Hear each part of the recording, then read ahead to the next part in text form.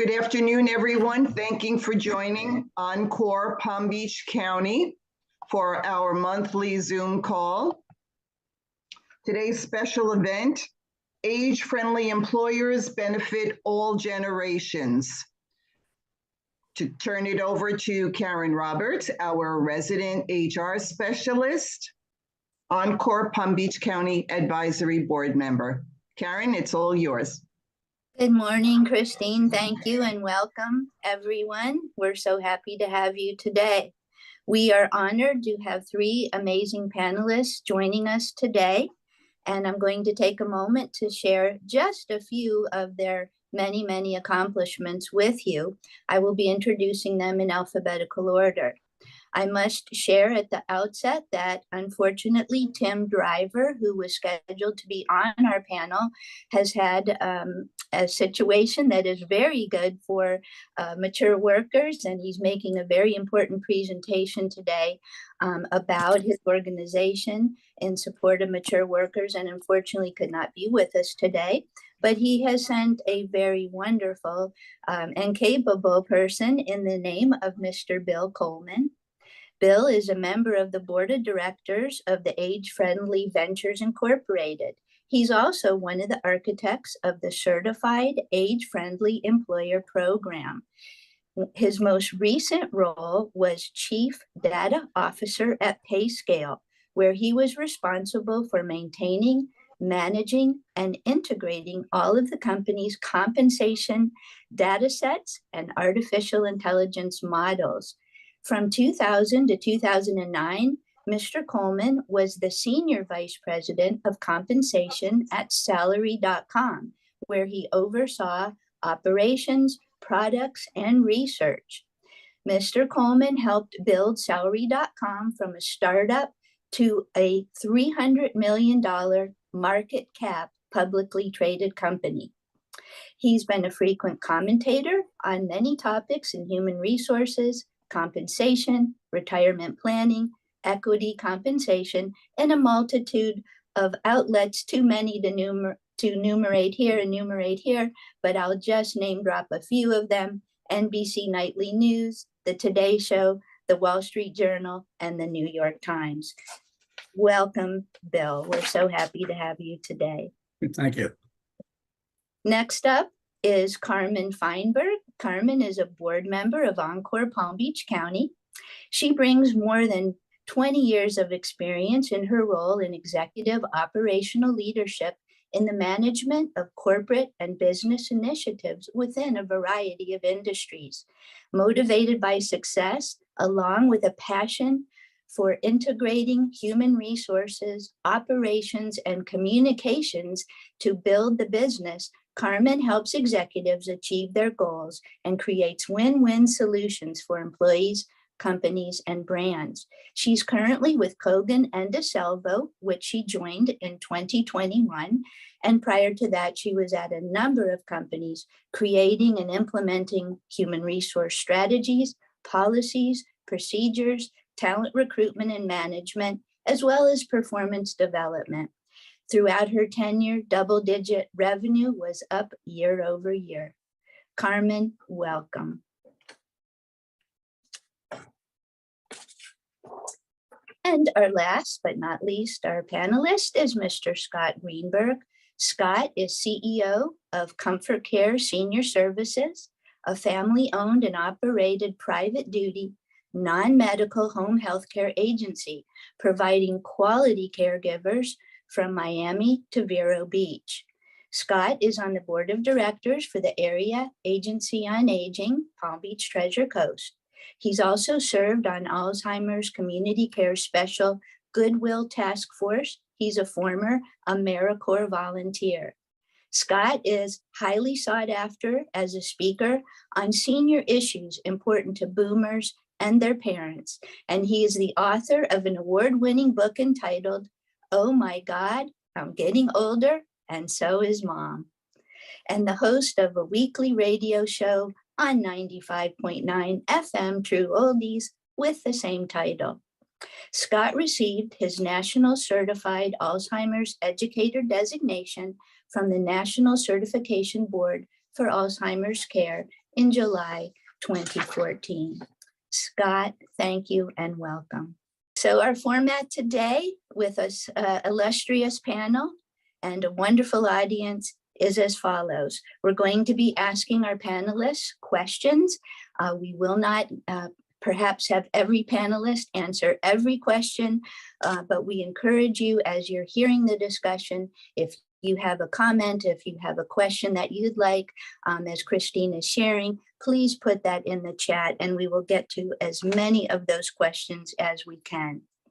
So here we go. Our first question, I'm going to direct to Scott. Scott, a former chair of the Federal Reserve, Mr. Ben Bernanke, has commented that in the coming decades, many forces will shape our economy and our society, but in all likelihood, no single factor will have as pervasive an effect as the aging of our population. What effects of an aging population are you seeing in the workplace and in the workforce? So, Lauren, thank you, and thanks for everybody who's attending. So there are multifaceted impacts of the aging population in the workforce. The aging population that's not in the workforce is impacting those that are still in the workforce. So caring for an aging parent, for example, the insurance policies that companies might be willing to offer, respite care or time off also is very relevant. Long-term care costs and health insurance are placing enormous demands on a number of people, regardless of whether it's on themselves or on their family members. The other thing I think that is impacting the aging workforce is technology. Technology is moving at lightning speed. And I'm not sure that everybody is as adept, ready, or capable of keeping up with that. And I think that's really kind of the untold story in the future. The acquisition of technology for aging employees, the costs, and then more important, the training. So I think all of those are components of what you're asked. Mm-hmm. Well, thank you, Scott. I'd like to see if Carmen or Bill would like to share any thoughts on that question. I think, adding on to what Scott was saying is, it's important to see that it's not just that the population is aging, that the average age of employees is getting older. It's also the distribution of employees is getting wider. We're seeing to some degree a lot more kids coming out of high school going into the workforce instead of going straight to college. And we're seeing a lot more older workers staying in the workforce longer or coming back into the workforce when they're older. And that's having a bigger impact on how employers are dealing with their workforces. And according to the US Bureau of Labor Statistics, the BLS, they break up the age groups for older workers, 55 to 64, 65 to 74, and 75 and older. And in their projections from the year 2001 to 2031, those 30 years, each one of those groups is projected to increase significantly in their workforce participation, which is important to see that people are both looking for more money as well as they have more to give and they have more activity in them. They want to keep working, whether it's because they need the money or because they need the stimulation. And I think it's important for employers to notice how their workforce is changing and then how to respond to that to keep everyone engaged and keep everyone producing.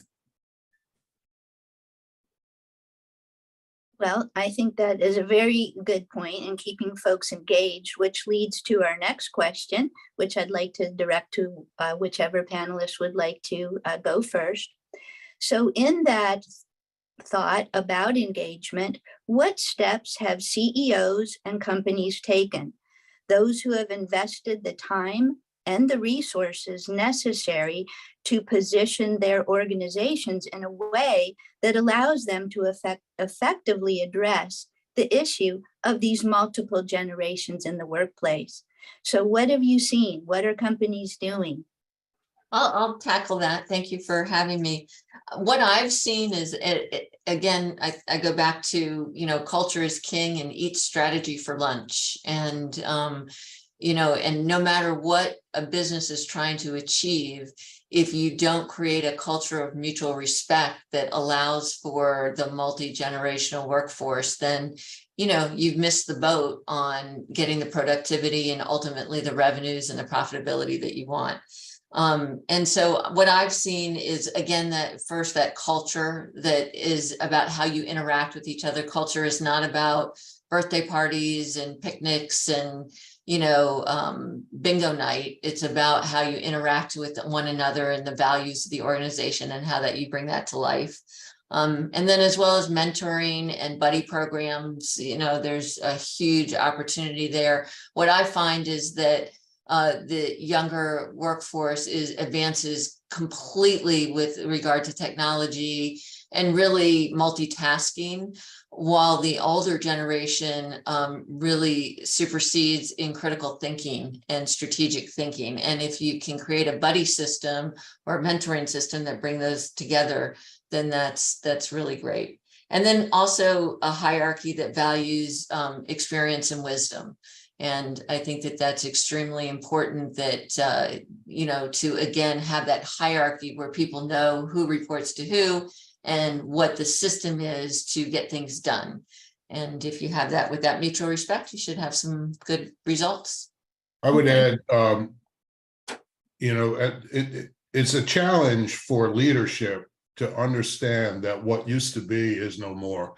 That the workforce has changed, that the senior or older workforce has one level of interest and requirements and maybe work habits, et cetera, and the younger workforce is entirely different. So if you're an old gray hair like myself, who everybody showed up at 9 and left at 5 and nobody took a day off or anything to take their kids to the doctors, those are things that you have to learn to adapt. We have to change the perception of what the workforce is, and we have to be willing and flexible enough to adapt to that. That productivity can be measured differently than it was in the past.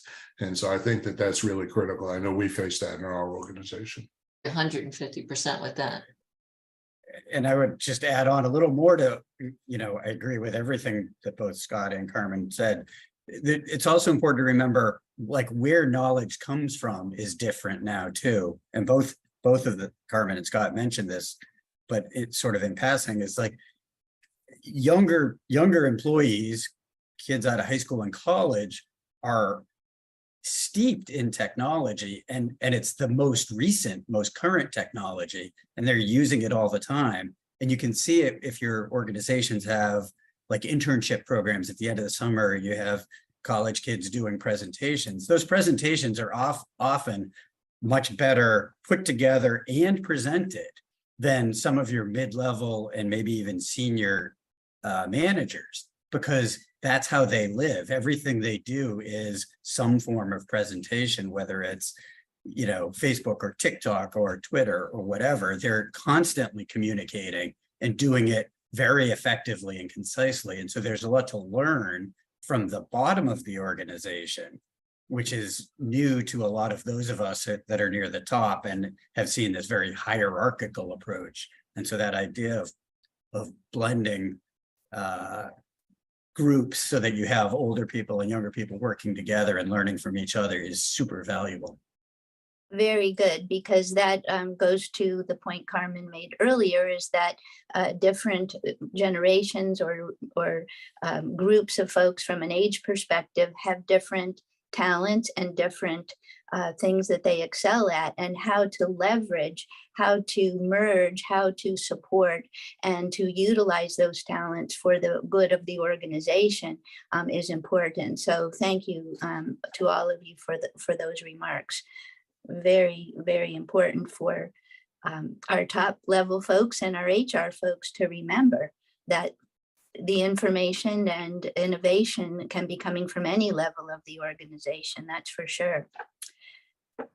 Our next question is, why are allowing preconceptions and misconceptions. For example, someone is overqualified, they're unproductive, they're retired in place, expensive, different terms that we might have heard attributed to mature workers.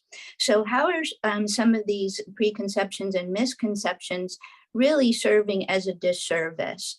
What would we want to say to organizations where maybe we're still hearing those words? What are some of the arguments to the contrary? Scott, would you like to kick us off on that one, please? Yeah, so I think that is a very broad question that you can go down a lot of different roads. I think actually my radio show next week is on this very subject. It's about reinventing yourself after the age of 50.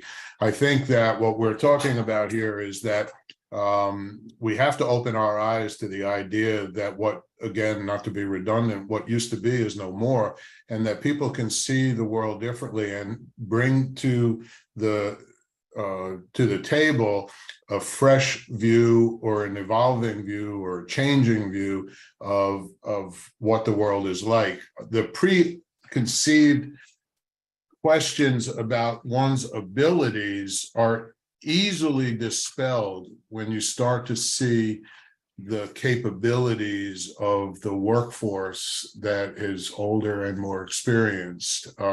There is great value in institutional knowledge, and oftentimes it is overlooked because someone thinks somebody might not be as vibrant or as physically able as they used to be.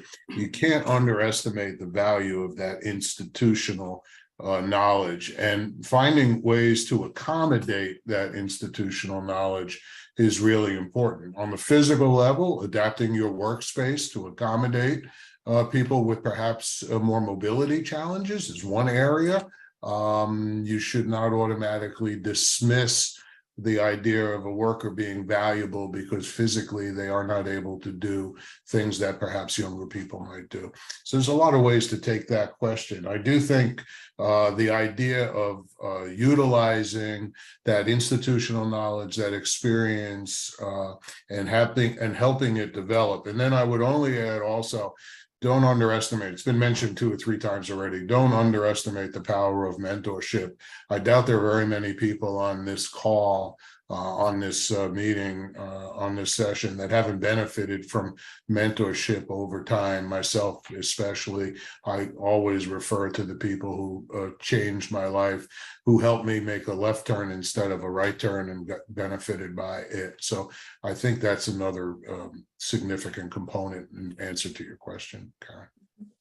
Thank you.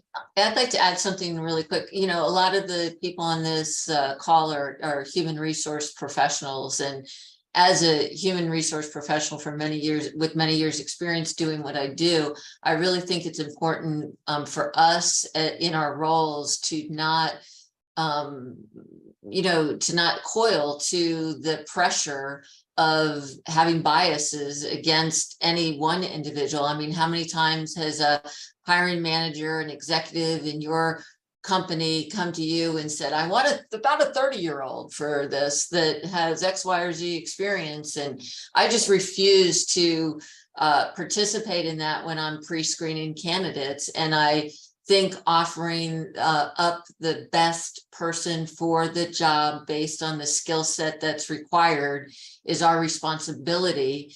And it's an important thing. And I think that diversity within an organization creates success. If you have everybody thinking the same thing all the time, you're not going to be as successful as when you have people that can challenge one another in different areas. So I think it's important for us to step up. Thank you for that, Carmen. I'll just make a quick summary to that and add a point to the part of the question that talked about the overqualified aspect. I know this has come up on many such discussions, but some of the best companies don't care if someone who is applying for a customer service rep position has a master's degree. I mean, what does that matter? We should not set their resume aside. They may be wanting to slow down. They may have other things in their life, and they may not necessarily want to be at a high level position, and that we need to try to look at folks for what they want and what they might want to be reinventing themselves about. Folks go through different things throughout their career, and we don't want to just say, oh, well, they have a master's degree, they're overqualified, they're not going to stay. So these are just some practical tips as well for HR to consider, as Carmen has also shared about us stepping up as well and offering the best person, and thinking about that diversity and inclusion as we go about our selection process and assisting our companies with that. So thank you. Our next question is asking this: it has been shown that a company culture that allows age bias may damage both the brand and its social capital. What types of initiatives are you aware of that breaks down barriers between generations and encourages multi-generational collaboration? We've just been hearing some of these really good ideas from our panelists as what does break down some of these barriers. So would anyone else like to share perhaps something, either expound upon it or share something else that they're seeing in terms of making sure company cultures are not age biased? I'll get started. I'm sure everybody's going to want to jump in. It's funny, there's a lot of issues here about team building and about demonstrating if we all come together, we can learn from each other. And I think that is important. But I also think it's important to realize that in a way, in many ways, for a long time, HR has been broken, and stuck in the past with very rigid structures and rigid hierarchies and very narrowly defined job descriptions and roles. And that's sort of a legacy of the 50s and 60s. But in today's day and age, you can have components of jobs, you can have skills as long as you meet all the skills collectively. They don't all have to be in one person. You can have people sharing responsibilities or team sharing responsibilities. And that's also a good way to have people of different generations working together and building these teams where you have, Carmen, save me here on your terminology was good. You have, young people that are great at technology and older people that are good at processes, and come together to make sure that you're getting the best of both worlds in whatever department, whatever function you're working on. And I think that is critical in getting the best of the best from your organization. But you also need communication. You need employees to see commitment from the top down, from the CEO and from the leadership team, to not be biased, to not have ageism, and to encourage people to respect both older workers and younger workers more than, I wouldn't say it this way, but more than would have happened in the 70s, 80s, and 90s, say, where, I'm more senior than you. And I think there's also a role for training, the more junior people who are becoming managers, how to manage older people, and everybody points to that as a problem, but it's only a problem because we think it's going to be a problem. Older people are comfortable reporting to younger people, have been forever. Just I think of the military as an easy example, but younger people have to, have the confidence that they can make decisions and that they can manage teams of people who are peers of their parents. And so you have to build that skill set in the junior people and reinforce that mindset in the older workers. Let me pause there. People may be getting bored of my monotone. So, I'm a little, go ahead, Scott. Why don't you go? no, go ahead, Carmen. That's okay. Well, I'm a little less traditional. My solution for this is to have fun together. Like talk, have a picnic, like do a karaoke night, just have a good time and get to understand another person as a human being, and you'd be surprised as what unfolds from that. So that's my input. So I'm also a little untraditional. I think fish think from the head. This all begins at leadership. I think leadership has to not create a fake culture. Writing down your commitment to doing away with age bias is one thing, but that's different than walking the walk. You actually have to you have to live the policy, and you have to make sure that everybody lives the policy. You know, I always tell people who come to work for us, we're like family. That doesn't mean we party together. We don't go out for dinner on Friday night. We don't go for drinks together. That's not what we do, but we treat each other like family. We want people to respect the individual needs of the other person, because at different periods in life, there are different demands on our time, and there are different demands, different pressures, different ingredients that that we have to navigate in order to get through each and every day. So I think the culture begins at the top, and it has to be enforced, and it has to be consistent, and it's not a lip service thing. You gotta walk the walk and make sure that everybody understands that everybody's circumstances are different.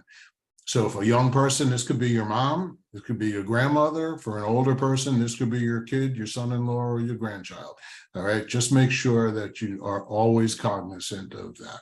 And Karen, if I could just add one thing, again, a little more untraditional.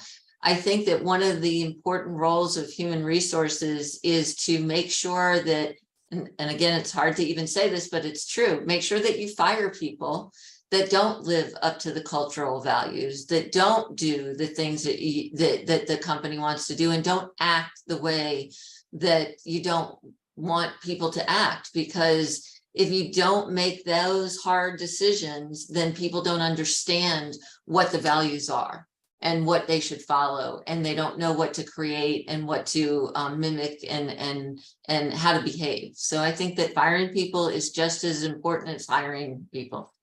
That's a very good point. Thank you all for sharing. To Carmen's last point, a former CEO of mine used to always say, let's love them right out the door, meaning if they're not the proper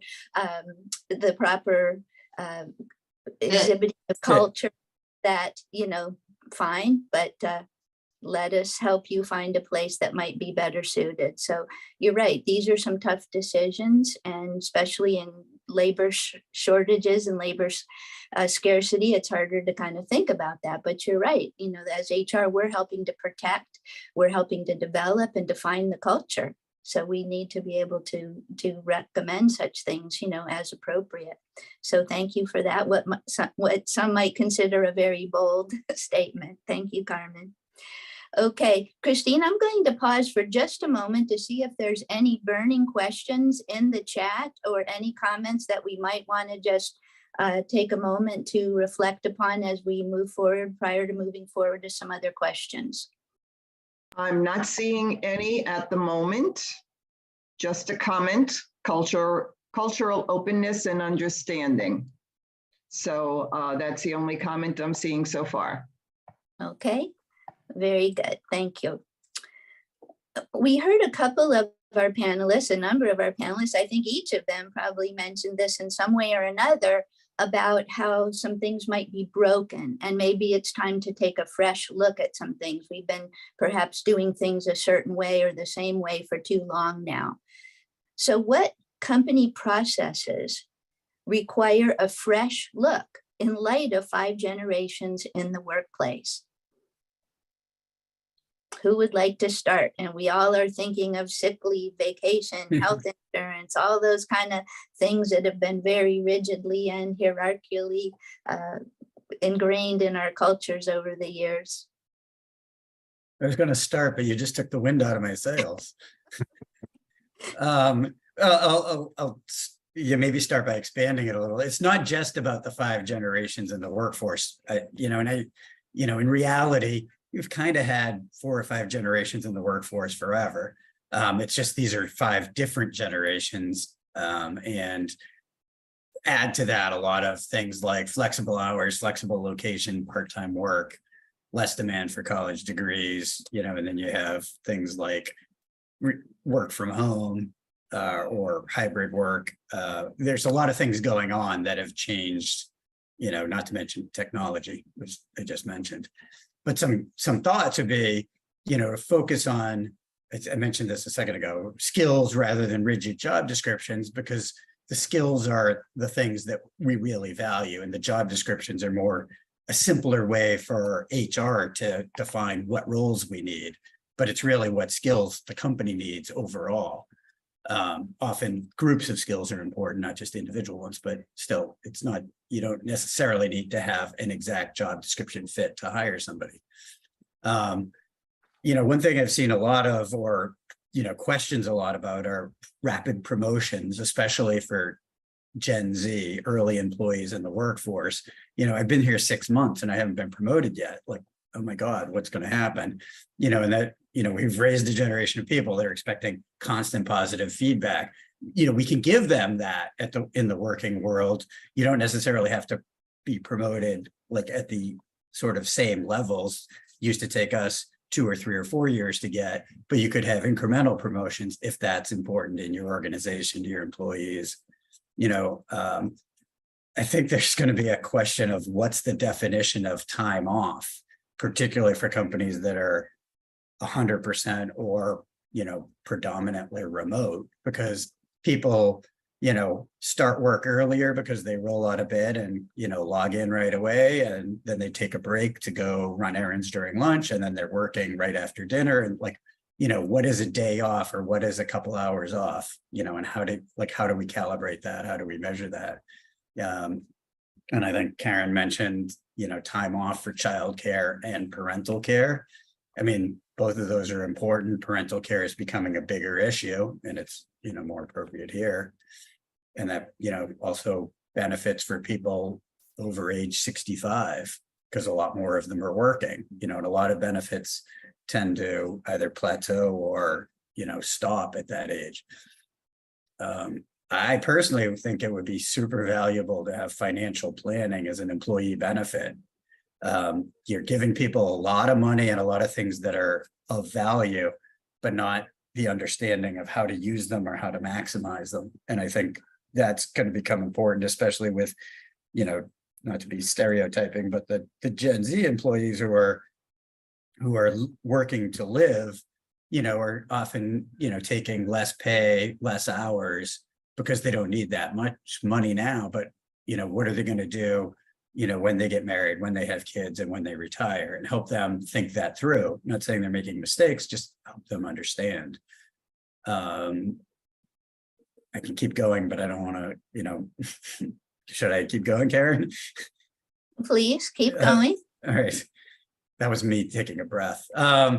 Things that, any of you are compensation people, salary structures and market pricing tied to geography. Like, does that make any sense in a world of, hybrid and remote work, where people are, moving to Utah during the winter to go skiing, and then, moving to New Hampshire to, be in the mountains in the summertime, like, and your company is in Chicago, like, what's the right geography for that employee?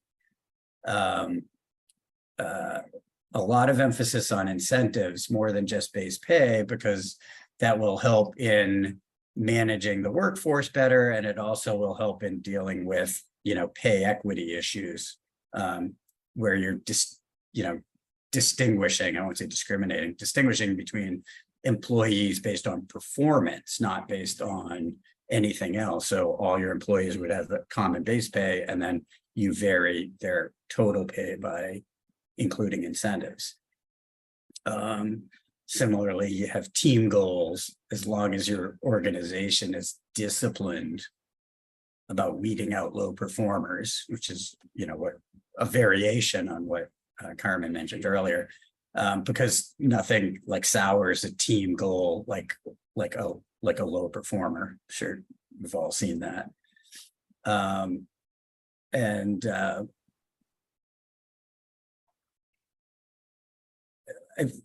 think I would stop there. I mean, I'm sure there are more. That was my laundry list of, I think, 8 or 10 points. Well, and I think that, Bill, what you're saying is really truthful and important, but it comes down to understand, as HR professionals, understanding what the needs are of the different people in your organization, and then finding the right solutions for those various needs. And it's not a cookie cutter approach. It's not, that everybody should have unlimited personal time, or Correct. everybody should have X, Y, or Z. It's really about understanding and respecting the needs and the wants of your employees, and then finding innovative ways to structure that around something that provides them what they want, so that they're happy and they stay. Yes, exactly. And as long as you, as the employer, can make it work. And evaluate. And it's hard, like for HR professionals, it's hard to get generally CEOs or older people in a different generation that, kind of are old school and want everybody in the office in order to do anything, and evaluate, performance on number of hours worked. And I really, really try to focus results on profitability, growth, and revenue. That's where you should measure your results, not on hours and silly things. It's hard to add much to that, except I would say the worst 6 words in the English language are "we have always done it that way." And so I would encourage everybody to remember that we've always done it that way is a recipe for extinction. All right. The ability to adapt to change is the very definition of intelligence. And the world is changing, and we best change. If we're not changing as fast as the world around us, we're doomed. And I stole that from Jack Welch, so I'll give him full credit. And it makes the HR job much more interesting to not do everything the same way we always did it, and try and find new ways to do things. Yeah. That's true. HR as change agents, that's been around for a while, but this is really hopefully giving us permission, because it's survival at this point. That's for sure, with the changes. Well, thank you, panelists, for that very insightful information. I know not only is this being recorded, but everyone's probably very busily taking notes with that one. So thank you for all those good suggestions. Our next question, I'll direct it to Carmen first. How do successful organizations foster inclusive work environments that support workers of all ages? And I know you've touched upon this in our other panelists as well, but if you could, at such an important point, kind of please revisit that for us. Yeah, and I think it goes back to what we were just saying, and what Scott was really saying, that, I've worked in organizations that things were so from the top down that the employees didn't feel comfortable with having differing opinions. And I think that this goes into diversity and inclusion, and as well as hiring, and as well as culture, is that if you do not have an organization that allows people to express a solution that is different from the group or the status quo or how we've always done it, then you will not, as one of the commenters say, if you're not growing, you're dying. If you're not thriving, you're dying. So I really think that is important, as much as it's important to focus on having reminders in the organization about culture. Again, we keep talking about culture, and I always talk about how important culture is, but culture is about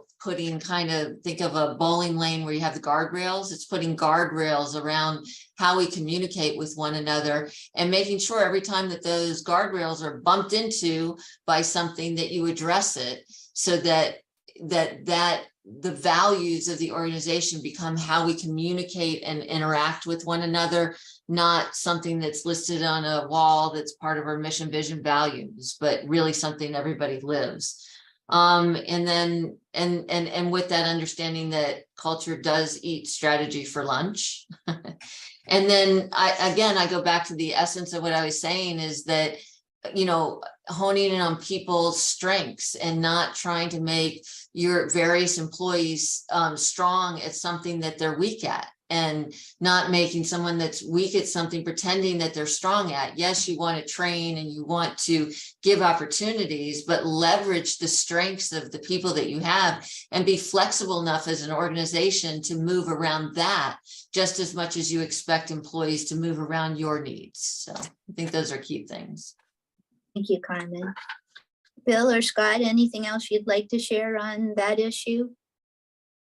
I think Carmen did a great job, so I'll leave it there. Okay, thank Agreed. you. And Bill, I know you touched upon this a bit ago in your remarks about what maybe HR should, I will use the term loosely, you know, blow up and think differently about and come up with some new innovative solutions. So it certainly isn't new that organizations would look at team performance, as you spoke about a few minutes ago, team performance versus pay for performance, that type of thing. But how have you seen, or what have you seen with a focus on individual pay for performance? Has that had any impact negatively or positively on intergenerational collaboration? In other words, have you actually seen organizations who have focused on a more team approach doing a bit better job in terms of profitability, et cetera, in leveraging the strengths of the various generations? I think it's hard to correlate like all of those things together at once and get a conclusive result, or to draw a clean conclusion. I sort of alluded to, like, team goals and team incentives are difficult to do, and they tend to be more common in medium and larger sized organizations, for a bunch of reasons. One is they're complicated to administer and to set up, and they, you need teams, of a reasonable number of people in order to execute them. I've not seen anything that shows how it works positively or negatively intergenerationally. And I would be interested. If I had to guess, I would say it's more about bringing the team together and getting them working together and getting them collaborating. And it comes back to the culture and the environment things that Carmen and Scott were talking about before, is like making the teams work. And I think it's a chicken and egg situation where when you have a multi-generational team, they will work together and sort of understand each other better just by nature. It is sort of, having fun together, working together, understanding each other. When you work together on project teams, it's not 100% work. There's always the little chit chat before and after the meeting. There's the getting to know each other, and you start to learn people's habits of who has to leave early, and then why, and you start to understand what's going on in people's lives. And I think the value there is huge, because then you start to understand people in different generations, or from different backgrounds of any kind, and what's motivating them and what works and doesn't work. And it comes down to how you mesh your skills and how you mesh your work habits together so that you can collectively achieve a goal. And you just need to make sure that your teams are well configured so that you can get the job done, get it done well, and earn your bonus. And one of the things that, as a former compensation consultant, we would always advise people is, when you start these plans, pull back on the goals in the first year or first 2 years to make it easier to achieve them, so that people will get a win and they'll get the sense of what winning feels like, and they'll feel like the goals make sense and the plan makes sense and working together makes sense. And then it gets a little harder as you go on after you've formed the team. So you're basically like bribing people to work together. Don't tell anyone I said that. Well, thank you for that. That is very good advice for those who may not have thought about speaking to a compensation advisor. So thank you for that free advice. Very excellent. Scott or Carmen, anything you'd like to add about that? Have you noticed anything about, teams versus individual performance, or how it supports working multi-generationally? Yeah, so I feel strongly about this. I think you got to be aware of a one-size-fits-all concept here. Different organizations require different teams, right? If you have a team of engineers developing something, that's one team. But if you have a team that includes different disciplines of different ages, I think you have to be really careful to set out do's and don'ts that are uniform, because I don't believe they are uniform. I think each organization has to stand on its own. And I think you have to build whatever it is, whatever structure you're building, you have to understand it in the context of your marketplace, of your competition, what sets you apart, what your goal is, where are you trying to end up, and all of that has to enter into it, other than something that's kind of uniform. So I feel really strongly this is we have to be aware of one size fits all approach to this, and that would be my advice. Yeah, and Karen, I'd just like to add just my 2 cents into this. Is I think that team projects it's a new way of organizational structure that's a team, and the Scrum Masters and all of that. But I do believe that within teams you need leaders, and employees need to know who the leader is, who their boss is, and who the leader of the team is, in order to be the most productive and to have the highest result. I just think that sometimes the newer type organizations forget that people need to lean on each other, and they need mentors, and they need people to go to ask the questions and to know who has the final answer. And sometimes when you get in a team environment, it's just all of that goes away. And I think it's important to keep that. Well-defined roles. Thank you very Yes. much for that to all of you. Okay, I'm going to take a moment to check in with Christine again. Christine, do we have any questions that we would like to answer as we're keeping our eye on the time and heading into the final segment here of our questions and answer session today? We have a few great questions, starting with, what would be the best advice for job seekers that have been forced to unretire and are re-entering the workforce?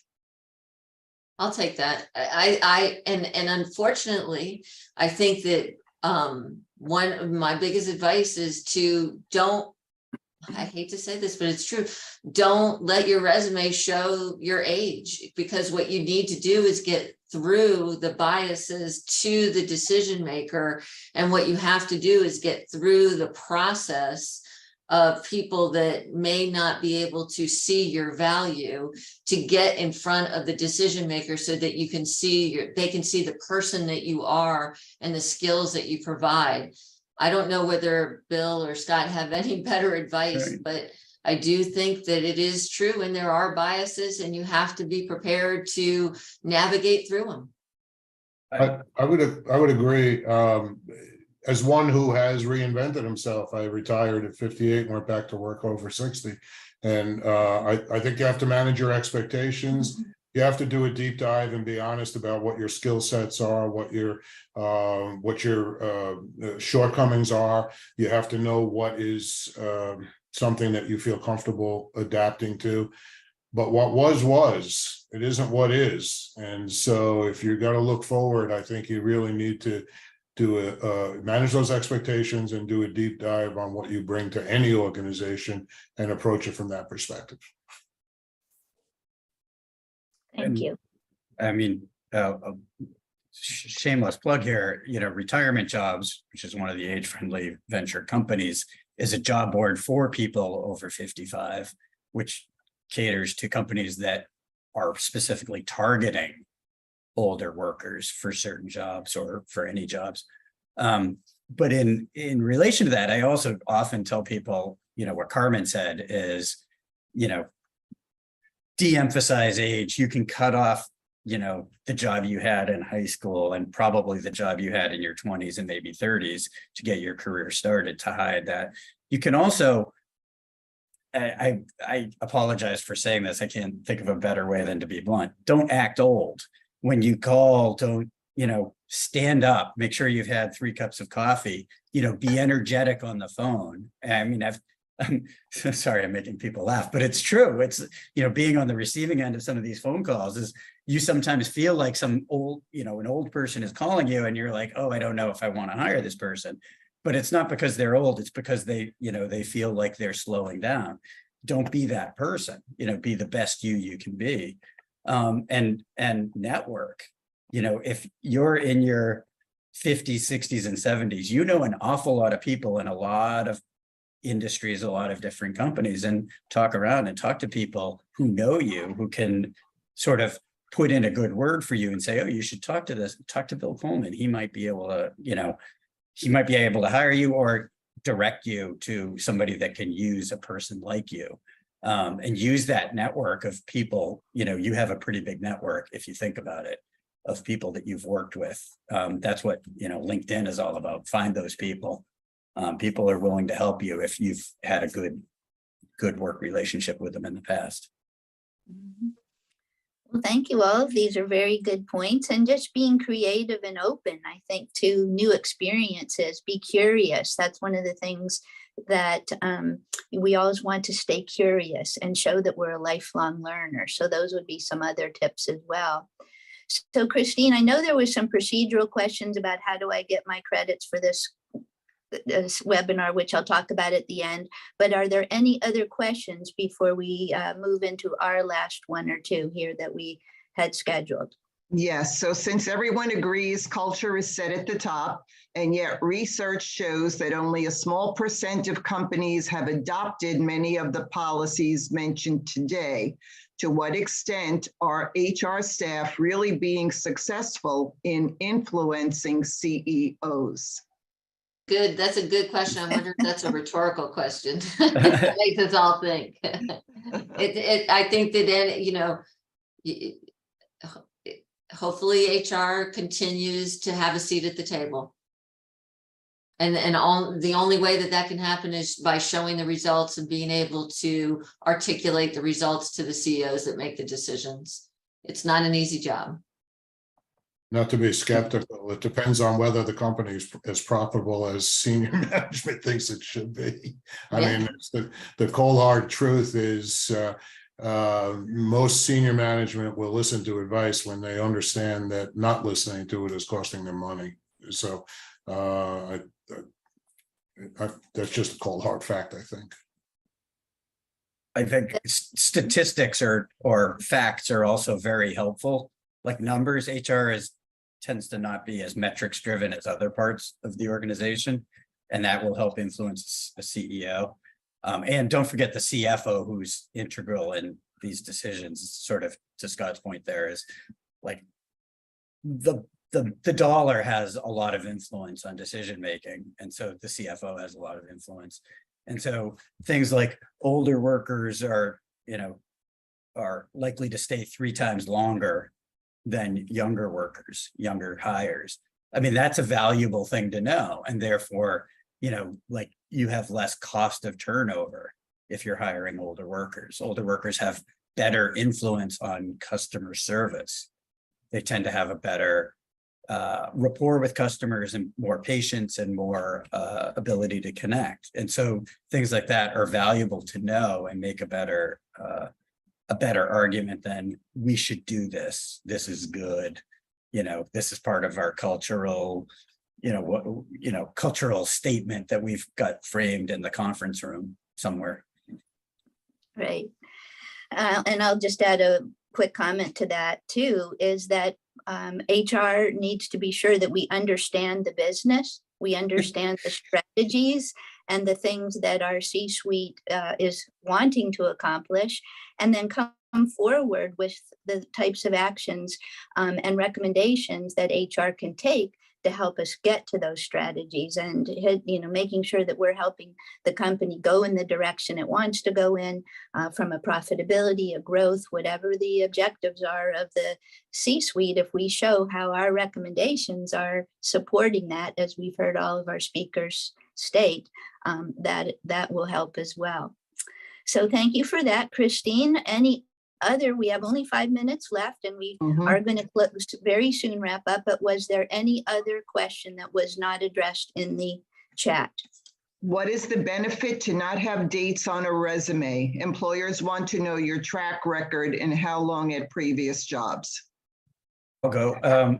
It's not so much not having dates, it's not having all history on your resume. You don't have to go back to 1965 when you graduated college. You could just say, you could just say, graduate from University of blah, blah, with a degree in blank as sort of your education. It's forgive me, largely irrelevant if you're in your 60s or 70s, where you went to college or when you graduated.